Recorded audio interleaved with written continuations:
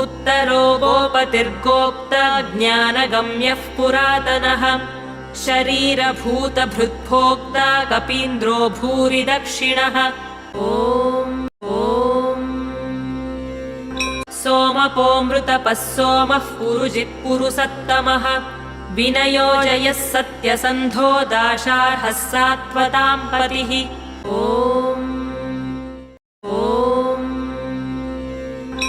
जीवो विनयिता साक्षी मुकुन्दोमितविक्रमः अम्भोनिधिरनन्तात्मा महोदधिशयोऽन्तकः।